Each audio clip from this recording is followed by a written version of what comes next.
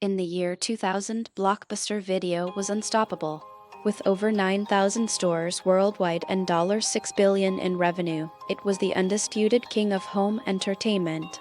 Parents and teenagers alike made weekend pilgrimages to their local Blockbuster, hunting for the perfect Friday night movie. But within just one decade, this entertainment empire would collapse so spectacularly that it became a synonym for corporate failure. Today, we're telling the story of how Blockbuster ignored the future and paid the ultimate price.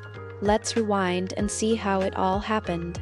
The Golden Age, how Blockbuster conquered America. When Blockbuster opened its first store in Dallas, Texas in 1985, founder Wayne Huizenga had a radical vision: turn video rental from a small mom-and-pop operation into a nationwide corporation. He implemented late fees, kept a massive selection, and used aggressive expansion tactics. By the late 1990s, Blockbuster had muscled out almost every independent video store in America. They were so dominant that they literally controlled the rental market.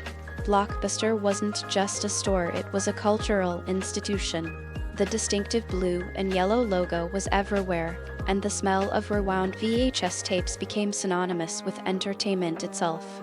Families built Friday nights around Blockbuster visits. It seemed permanent. It seemed invincible. The first warning sign: Netflix emerges in 1997. An unknown company called Netflix launched with a revolutionary idea: mail-order DVD rentals. No late fees. No driving to a store. DVDs arrived at your door and you returned them when you were ready. Blockbuster executives saw Netflix as a joke, a niche service for computer nerds, not a real threat. In 1999, Reed Hastings, Netflix's founder, even approached Blockbuster CEO John Antioco with an acquisition proposal. Blockbuster rejected it, reportedly laughing at the notion.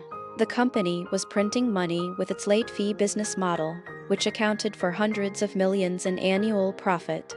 Why would they cannibalize that with a mail-order service?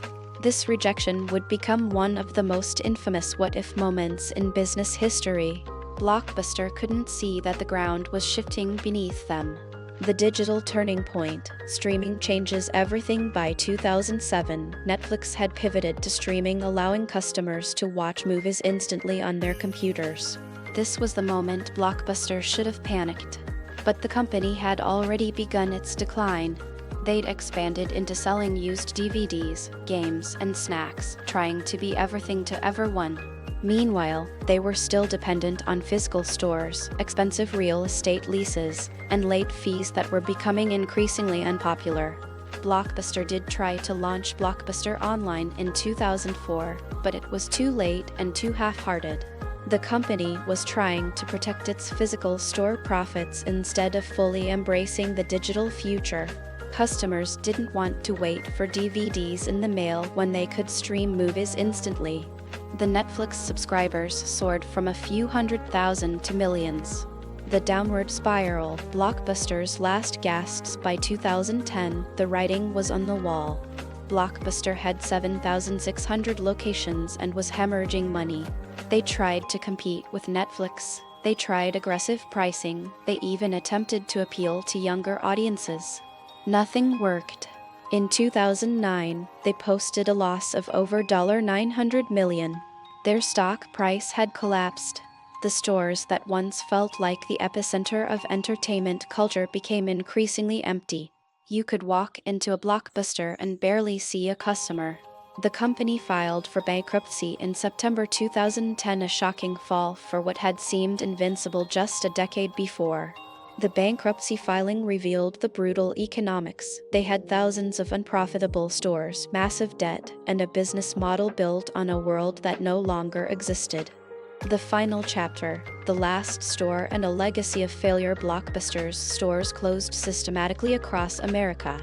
By 2013, only one location remained, a single Blockbuster in Bend, Oregon, which became a kitschy tourist attraction. That store finally closed in 2023, marking the absolute end of an era. What makes Blockbuster's collapse so remarkable is how complete it was. There's no Blockbuster 2.0, no successful pivot, no redemption arc. The company failed to innovate, failed to recognize the threat of streaming, failed to adapt its business model, and failed to act decisively when it still had resources. Instead, it clung to the past until there was nothing left. Blockbuster didn't die because they were incompetent, they died because they were confident. They were so dominant, so profitable, so convinced of their own permanence that they watched technology transform their entire industry and did almost nothing about it. Blockbuster became the ultimate cautionary tale, a reminder that in business, yesterday's market leader is tomorrow's extinction. The story of Blockbuster is ultimately a story about the danger of complacency. A company that once seemed eternal became irrelevant in a single decade because it couldn't imagine a world different from the one that had made it rich. It's a lesson that applies far beyond entertainment, and it's one that even today's tech giants should be watching carefully. The bigger you are, the more you have to lose, and the harder it is to see the future coming. If you enjoyed this video, smash the like button and subscribe so you never miss a video like this one.